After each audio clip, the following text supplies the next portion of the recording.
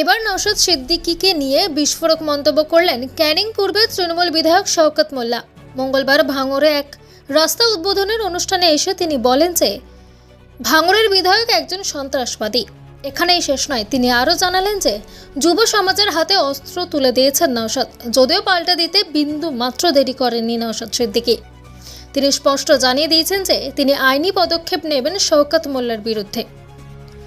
এই দিন শওকত মোল্লা বলেন, এক অপদার্থ বিধায়ক চক্রান্ত করেছে হুগলিতে বসে যে কিভাবে ভাঙড়ের শান্তি নষ্ট করা যায়।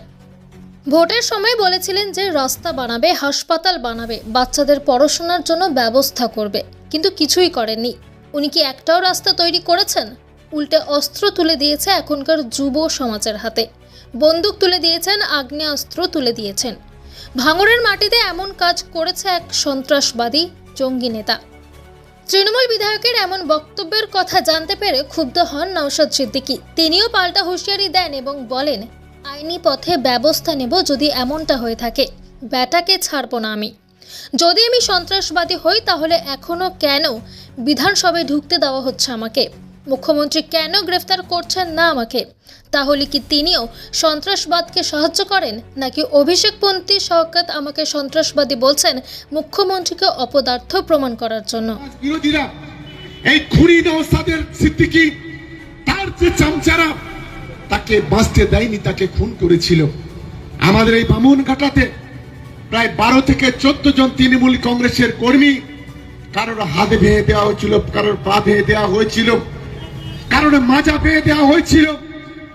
ভয়ঙ্কর পরিস্থিতি তৈরি করেছিল একটা সন্ত্রাসবাদী জঙ্গি নেতা।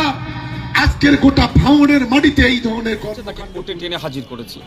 আবারও যদি এই ধরনের কোনো মন্তব্য করে থাকি, আমি ভিডিও আমার কাছে এসে পৌঁছায়নি, আমি দেখব, তাকে আবারও কোর্টে টেনে নিয়ে যাব। ওর অবাঞ্ছিত মন্তব্যের জবাব আমি অবাঞ্ছিত মন্তব্য করে দেব না।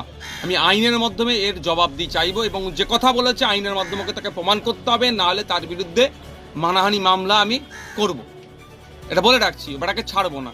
আর যদি আমি অনৈতিক দেশবিরোধী কার্যকলাপের সাথে যুক্ত থাকি, আমাকে স্পিকার স্যার এখনও কেন অ্যাসেম্বলিতে অ্যাক্সেস দিচ্ছে, কেন আমাকে রেস্ট্রিকেট সেখানে করছে না, সেখান থেকে কেন আমাকে বহিষ্কার করছে না? তাহলে কি স্পিকার স্যারের কাজের উপরে সে আঙুল তুলে দিচ্ছে শওকত সাহেব? না রাজ্যের মুখ্যমন্ত্রী তথা স্বরাষ্ট্রমন্ত্রী, পুলিশ মন্ত্রী কেন আমার বিরুদ্ধে ব্যবস্থা গ্রহণ করছে না? তা আমি শুনেছিলাম শওকত সাহেবের সাথে তিনি অভিষেক ব্যানার্জির লবি। তাহলে এই যে মমতা ব্যানার্জি অভিষেক ব্যানার্জি একটা লবি চলছে শুনছি যেটা, তাহলে কি শওকত সাহেব এটা বকলমে প্রমাণ করাতে চাইছেন বা বলতে চাইছেন মুখ্যমন্ত্রী অপদার্থ, দায়িত্বহীন তিনি, যে নওশাদ সিদ্দিকী অবৈধ কাজের সাথে যুক্ত থাকার পরে তাকে কেন অ্যারেস্ট করছে না?